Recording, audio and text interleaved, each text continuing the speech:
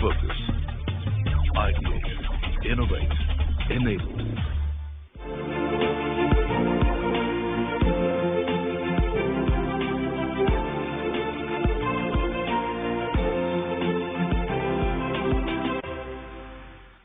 Hello and welcome to this special conversation with V. Vaidyanathan, the MD and CEO of IDFC First Bank, one of India's tallest business leaders. Thank you very much for joining us. Mr. Vaidyanathan, when I look at your own arc, right, you've seen India from multiple lenses, as a banker, as an entrepreneur, and as a banker again. I mean, you were at the prime at ICICI Bank, and then you decided to give it all up one fine day, start up. What made you do it? Weren't you worried? What was going through your mind? Somewhere around 2007, 8, 9, I started feeling that, working with a bank, why not, acquire an NBFC and try to convert it to a bank. I don't know why I was very, very fussed with that idea. You know, when I talk to founders, right, they always say that it's great to start up in your early 20s, fresh out of college, because you don't have any baggage of success.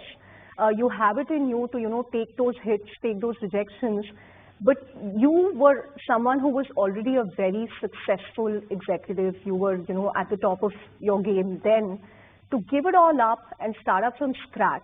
No, it's very difficult actually. First of all, I don't call myself entrepreneur and all that stuff. I don't have the kind of stakes which entrepreneurs theoretically have, because over time, since the time I started, maybe 10% I got diluted quite a lot by the time today. But that's not the point. But the point is that, yes, it's very hard. Very hard. So supposing you're the, on the board of ICICI Bank, you're ED, and you're running, say, maybe 1 lakh, 2 lakh crore loan book, and, the whole ecosystem, next morning, you get started, you hire a secretary all over again, hire a first one down, hire a two one down. It is very hard.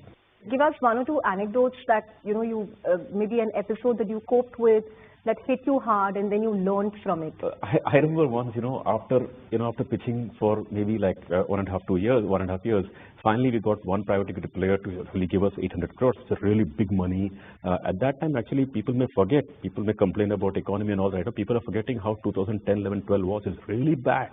Rupee was sinking. Inflation is going up and all that. So we finally got something back. And that time we had a process called FIPB. So we had to go to FIPB for approval for a private equity firm to invest. So we went to FIPB. So we went to FIPB. Then FIPB said that, to come in, you can apply. One day before the FIPB approval, I was, all bated breath, tomorrow I'm getting my approval. I got a call from there saying that, I'm sorry, you can't take a proposal. I said, why we can't take my proposal? They said, look, in your company, subsidiary company, there is a property here. Company owns a property, not in the parent company. So now it means under the look-through, the FIPB approval has to come for property, so we can't give this approval. Now you figure out how to deal with this. We are deferring this. Very kind gentleman, he spoke sweetly, but he said we are deferring it. Now I was like desperate for money. I had finally got the money after like 1.5 years. So we said, okay, now how to sell 100 crore property in a flash? Very difficult. It's a commercial property. Then we put out some advertisements, did some crazy things, etc. Finally did a fire sale of the property at some funny price, but whatever, we sold it. Then we went back to approval. Then that approval went through FIPB, but then finance minister changed. One finance minister went, a new finance minister came. New finance minister has to sign it. Now that process takes time.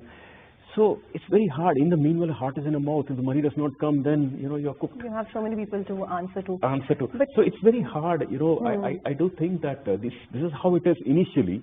But then once it takes off, then you feel okay. Even if I look at the share price, I think it went up from 8x from 100 to 850 rupees. Was that perhaps the vindication that, all that struggle was worth it? I have delivered value to all my stakeholders. Yeah, of course, people who invest, you have to show them value. You have to deliver value for them, not through the shortcut method and all that stuff. But you have to deliver some real value. So first 3-4 years, at least my experience was, it is hard because at least in a turnaround company, first 3 years, you are sitting and plumbing and fixing the roofs and all that stuff, blocks.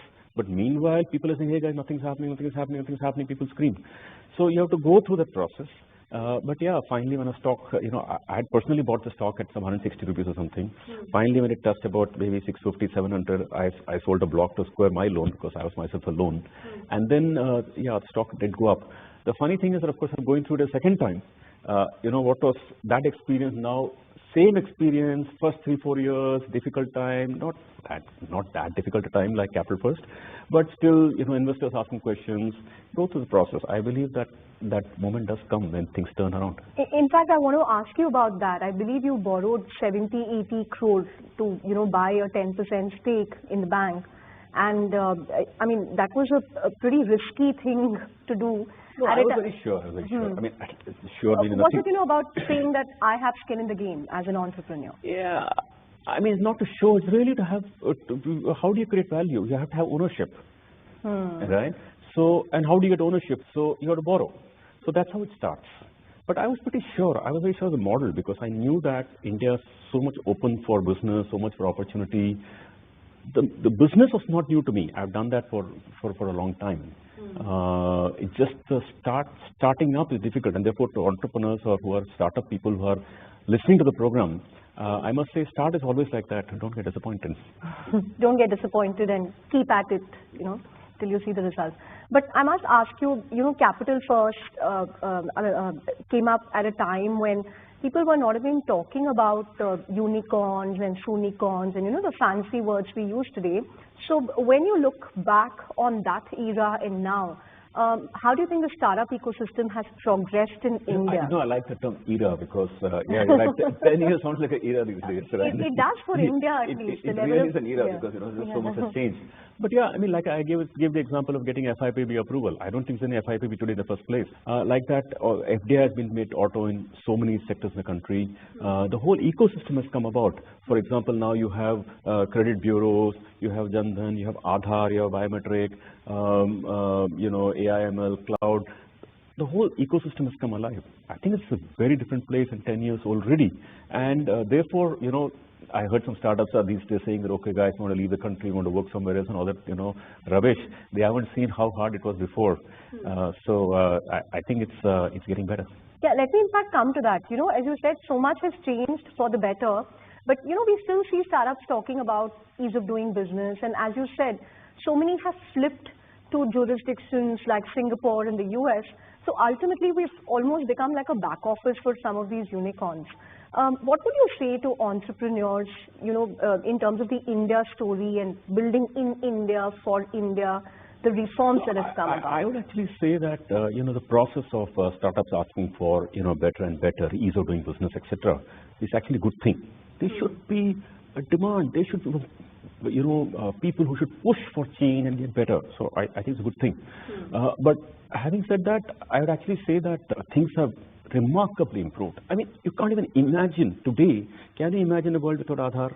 Can you imagine a world without UPI? Can you imagine a world without cloud? Can you imagine a world without design? Can you imagine a world without this ecosystem we talked about, AI? So things have so much changed, number one. Number two, people who say, and first of all, I think it's a harsh statement to say that India has become a back room for the whole thing. I think some odd cases, because the whole startup ecosystem is here. In terms of the reforms done by the government, clearly Startup India, is a big program by the government, something that they have been doubling down ever since Prime Minister Modi's first term. How do you think that has helped in nurturing the startup ecosystem in the country? Ground level impact in terms of the small, big changes. How has it helped? Big way. The country has made, like you said, 100 unicorns and probably 100 more in the queue, right, and all that. But I tell you, none of these unicorns could have been built. Maybe at least 90% of them could not have been built if India, let me say the government, the RBI, all coming together to develop the UPI rails. Think about it. Could you have a great e-commerce company if you did not have UPI rails? You'll probably be doing cash on delivery. Could you have a great, a pharmacy company, e-pharmacy company, $1 billion without that? No. Could you have made medicine unicorn, an education unicorn, let me say a wealth management unicorn? All of these things about payment railroads. You need instant, the payment unicorns that have come right now. None of them could have come if the UPI UPI platform had not come. It just enabled. So I see the role of government not just in giving tax incentives and all that stuff, which is very important, but under the developing the ecosystem is a big deal. Now, for example, if you see the ONDC is coming, again it's a platform. Once the platform is built, unicorns can come on top of it. So the role of the government actually has not been really well understood in creating the ecosystem, which I think is very powerful. Do you think that's what sets India apart, that, you know, we have focused on building digital public goods on top of which startups can build? It is the main Whether thing. it is Aadhaar, UPI, as you said, ONDC, and now they're talking about an account aggregator. India is the fifth largest economy in the world. We are the third largest startup ecosystem in the world. Let that sink in. Third largest startup ecosystem in the world. That's 77,000 startups and 20,000 every year coming up. So and you know, 100 unicorns. China has, I heard, some 305 or 310 unicorns. So it's big. So it could not have come just by entrepreneurial spirit. No doubt Indians have phenomenal entrepreneurial spirit and all that stuff. You know, India's arriving. But all your entrepreneurial spirit could have been useless had the ecosystem not come about. The whole thing we talked about.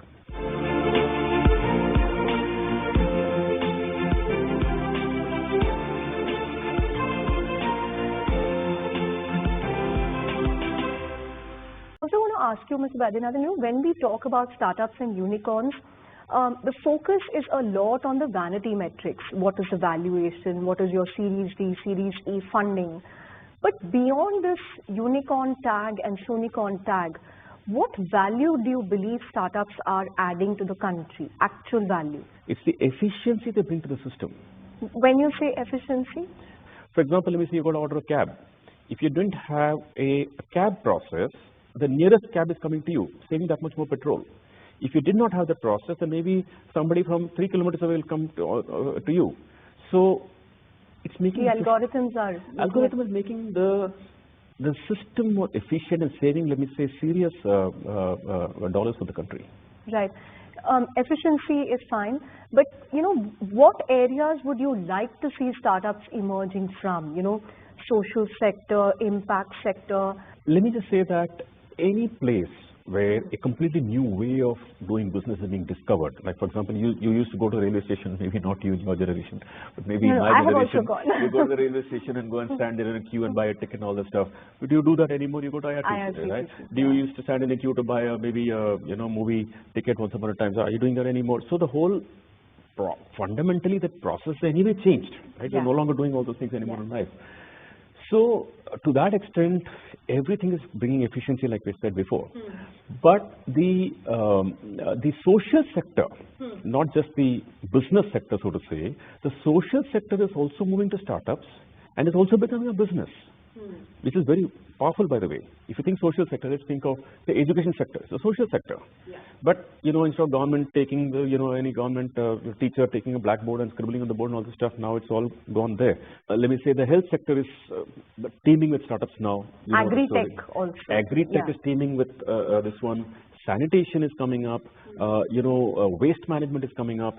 So basically, this is also rural market. You know, how to do seeds and allocate the sow crop and all that. So everywhere the startup is the new, I can't say startup ecosystem. I can say the new digital ecosystem of which startup is a partner or player in. The new digital ecosystem is playing a huge role. So I think social sector too is getting a significant impact. So for aspiring entrepreneurs watching this show today, what would your advice be in terms of, what they should keep in mind when they want to start building a startup? Because even the product is not ready and, you're raising money. But what should people keep in mind? No, I'm no one to give advice and all that. But I can only just say that when we start to have a reasonable idea what we want to do, like in my case, I said, okay, fine, I want to start an NBFC, I want to give loans to these kind of profile of people and will borrow. Some idea has to be there and have a reasonable sense of where you'll raise funding from. Reasonable sense. You'll never get it. You'll never know it all. But that I think is important. But more importantly, I would say that no matter how good your ideas are, you're going to have trouble unless you're a rare lucky person, and ability to deal with that. it's very much part of that story. You know, it's very hard.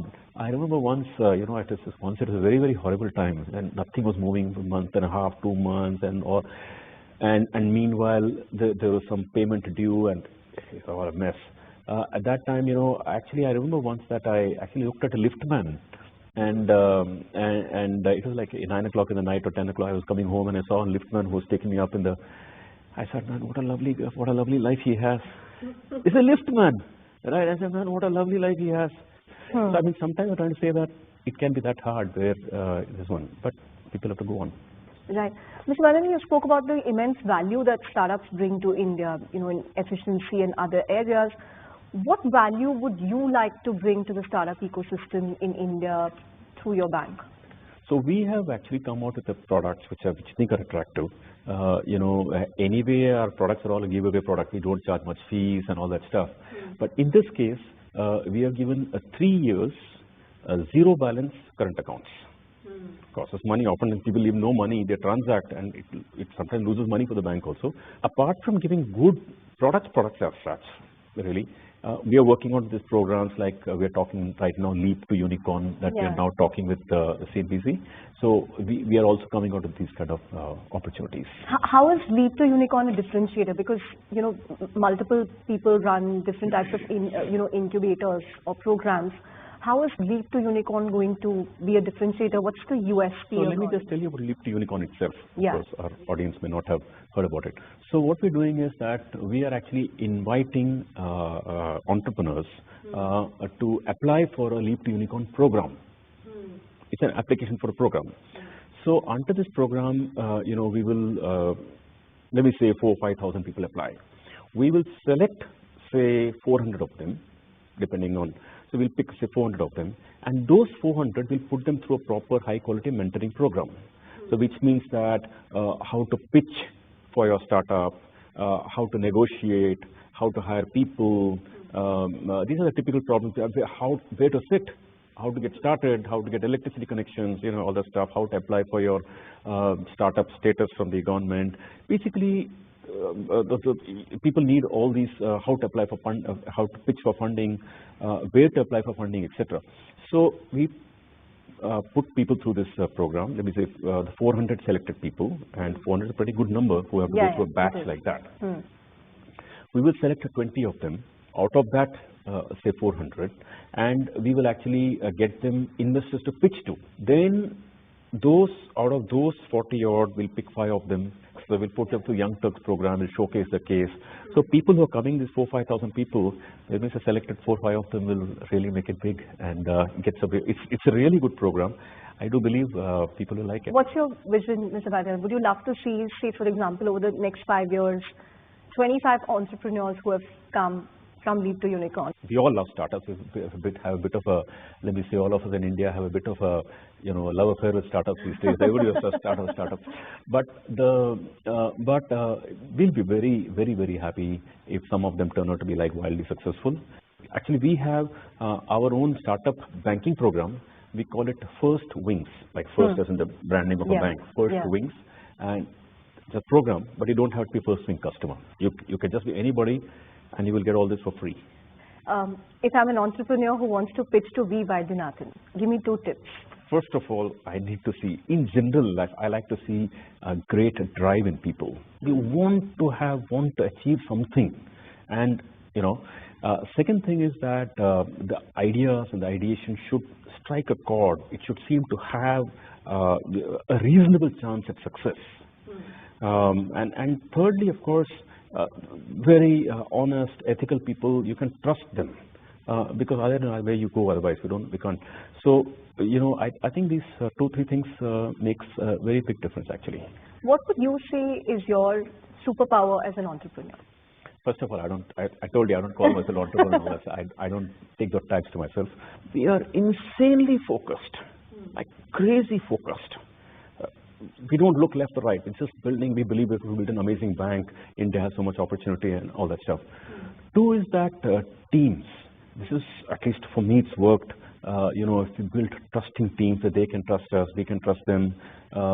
It makes you know, harmonious working. It makes a big difference in marching to a good beat. I'd say these two things that comes to my mind off the cuff. If you were to do a startup today, what area will you do? Will it still be in fintech, in financial services? Not really. If I have to do one, let me think. Once upon a time, I recently had a thought that, if we, all of us have, clothes at home which we never use for months or years together, just lying there, shoes or something. So I'm thinking that, if I can put up a startup which collects all these things from respective homes, and by the way, you'll get lots, by the way, in this country, and there will be a number of institutions like NGOs and homes and all that stuff for elderly who will probably need this support. Which can be repurposed, yeah. Can be simply directed. Things lying in my home, they're lying home, it's just collecting dust, they're doing nothing, maybe in your home, somebody else needs it. I was thinking someday that if you put an app where people can simply come and say, listen, I want to just apply it, and some people say I want it, and I'm merely putting a platform. Maybe the cost of platform building, but not really a lot. So I think that would be a good startup to do. That's an interesting idea. I can't do anything commercial. My job doesn't permit me. Right. Mr. Vaidyanathan, I want to understand, while we spoke about unicorn and value creation, ultimately the aim of starting up and entrepreneurship, it also needs to be about equitable distribution of wealth. And if I've seen your own journey, right, I mean, I keep reading... No.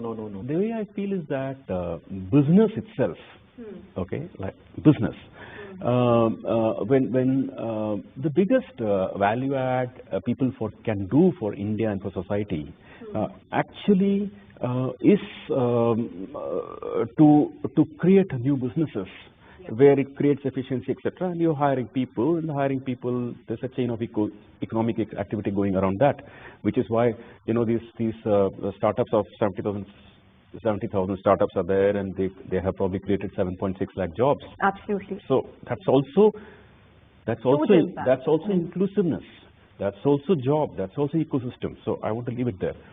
But I would say that but startups are more enjoyable if other people have a stake in it, and then there is some secret goodwill and some happiness for people around who are also participating in that wealth. Let me put it like that. Right. On that note, thank you very much for joining us for this special conversation. Thank you very much.